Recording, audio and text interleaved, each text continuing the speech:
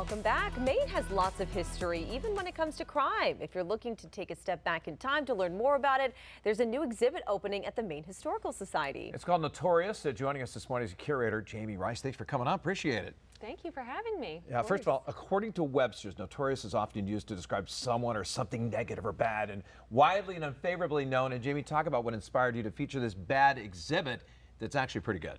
Well, thank you. So, Maine's fascination with true crime is nothing new. So this is an exploration of that fascination over about 250 years. And it kind of, compares that to the way people, learned about true crime, sort of media consumption over time, and their experiences with true crime through history. Oh, so what will people see when they walk through the doors? Well, it's about 14 case studies of Maine crimes from about 1690 to 1940, and those are anchored by the ways in which people learned about those crimes, the different forms of media, whether that's early American printing to the rise of photojournalism and newspapers, pamphlets, broadsides, and everything in between. What are the different crimes featured in some of the criminals when we walk through and see that? Well, like I said, there's about 14 different crimes, and some of the highlights include the first legal execution in the United States was actually here in Portland for piracy and murder on the high seas.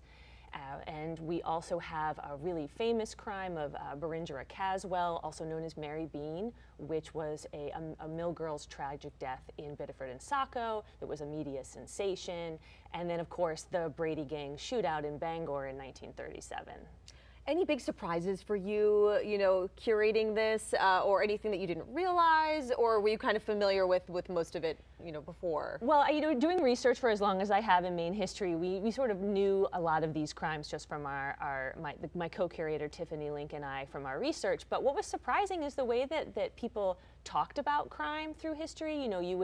It's a lot more dark and descriptive than you might see today. The gory details just sort of plain, just out front and center. So I think that was a little surprising to see the way people talked about crime in the media for example, the 1840s or the 1880s or the like. Let's talk about what do you think the fascination is with crimes, with true crime? We have the podcasts out.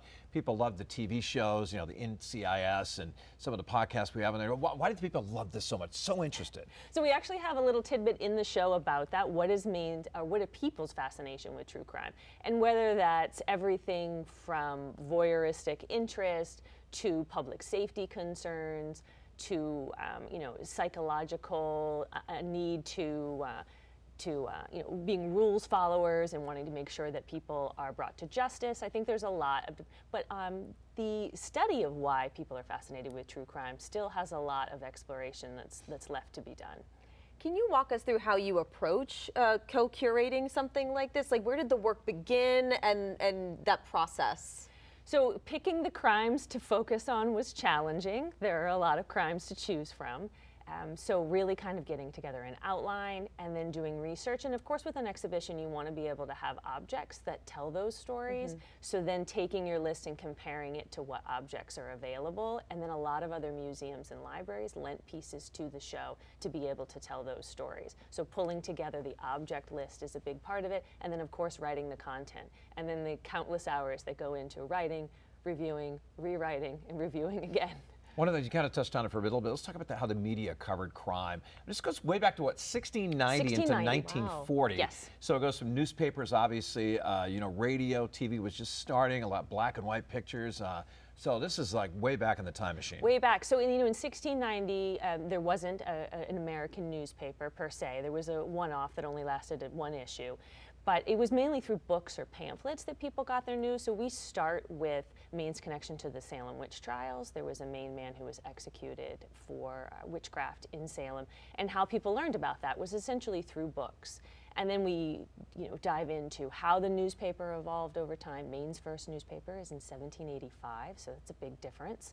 And then how newspapers evolved, how they became longer and larger format, and then of course into photojournalism. When you start to see sort of headlines on the newspapers, which is something, it's like 20th century really invention, sort of the splashy headlines and things like that. Does it shock you because of your research? Just, I mean, we're so attached to our phones. We want news now, like immediately within seconds. And, you know, way back when, it could have taken months or a year for someone to find out that something happened. Right, and there was actually a one of the crimes that we focused on. There's a newspaper that had a whole newspaper sort of side title dedicated to a crime. So every evening, every day, it would publish the transcripts from the trial, so people could get their news. That's sort of the instantaneous news of the day. You mentioned in one of the piracies and the witch trials. Is there one that just stands out, one crime or one criminal that you know that people are going to go, wow, that really happened in Maine or at the time Massachusetts or whatever territory it was? So we have one that is notorious beyond notorious, and that's the case of Harry Kirby, who committed kidnapping and murder in Winthrop, Maine in 1925. And this is sort of the quintessential when you think like 1920s manhunt. There's an investigative reporter from the Portland Press-Herald who cracks the case. He finds the murder weapon. We have dozens of photos from a collection of the Portland Press-Herald. And he was just an infamous figure, an assumed name. He committed murders in New York.